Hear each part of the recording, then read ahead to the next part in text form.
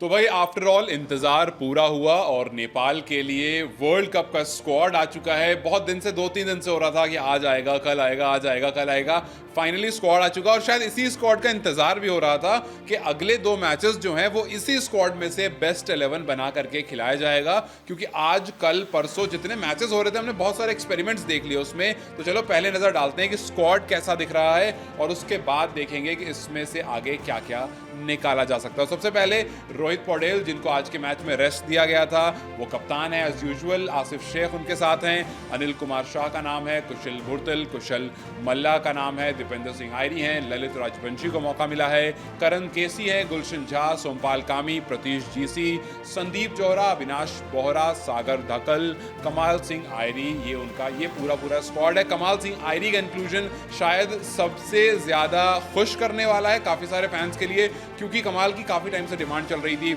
जब लिस्टे क्रिकेट खेल रहे थे उस टाइम पर भी उनकी जो परफॉर्मेंस आई थी, उसके बाद हुआ था कि कमाल को टीम में लेकर आओ। हालांकि अभी मौके जब मिले थे तो कुछ एक्स्ट्रा ऑर्डिनरी नहीं निकला है, but it's too soon to pass any kind of judgement for any player और स्पेशली कमाल सिंह आयरी। लेकिन अभी जिस तरह से इंक्लूजन हुआ, लोग काफ़ी ज़्यादा उम्मीद लगाकर बैठे थे कि इनको स्क्वाड में शामिल किया जाएगा और स्क्वाड में शामिल कर भी लिया गया। मैंने इंतज़ार इसलिए कहा था, मैंने शुरू में कहा कि इंतज़ार हो रहा था।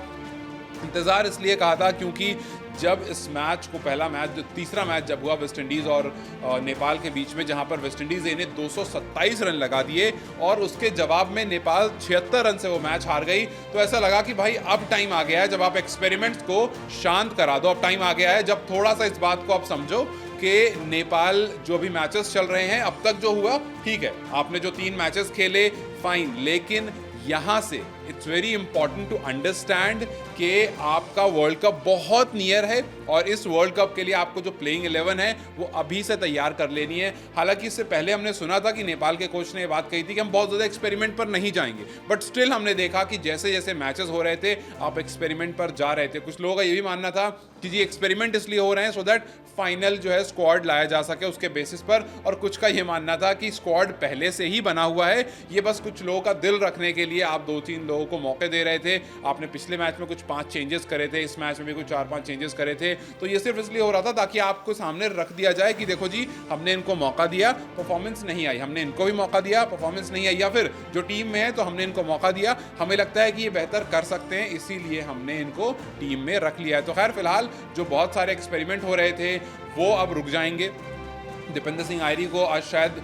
इस टीम में बेहतर जगह पर खेलने का मौका मिलेगा, गुलशन को जहां पर उनकी ज़रूरत है वहां पर लाया जाएगा, कुशल मल्ला को, क्योंकि जो नेपाल का मिडिल ऑर्डर है कहीं ना कहीं वो उनकी स्ट्रेंथ है। स्ट्रेंथ मैं इसलिए कह रहा हूं क्योंकि टॉप ऑर्डर परफॉर्म नहीं कर रहा है, टॉप ऑर्डर रिस्पॉन्सिबिलिटी नहीं ले रहा। अगर टॉप ऑर्डर रिस्पॉन्सिबिलिटी ले लेगा तो मिडिल ऑर्डर नेपाल का ऐसा है कि अच्छी बड़ी बड़ी टीम को ये अच्छा स्कोर दे करके अपसेट्स दे सकते हैं। तो आने वाले जो 2 मैचेस वेस्ट इंडीज़ ए के सामने, अब वो इसी स्क्वाड के हिसाब से खेला जाएगा, इसी में से बेस्ट प्लेइंग 11 बना करके खेला जाएगा और उसी के बाद आपकी वर्ल्ड कप की तैयारी भी होगी। तो जितने एक्सपेरिमेंट्स होने थे it's time to shut them down और यहां से प्लेइंग 11 निकल करके आएगा। जाते जाते आपसे 2 सवाल, पहला ये कि आप स्क्वाड को लेकर के सेटिस्फाइड हैं, और अगर आप स्क्वाड को लेकर के सेटिस्फाइड हैं तो मुझे नेपाल के बेस्ट प्लेइंग 11 कमेंट्स में बताओ, और फिर देखते हैं कौन सा प्लेइंग 11 सबसे स्ट्रॉन्ग दिख रहा है। जब तक अगर वीडियो पसंद आई तो उसे लाइक और शेयर जरूर करें, जाते जाते पेज को फॉलो करते रहें।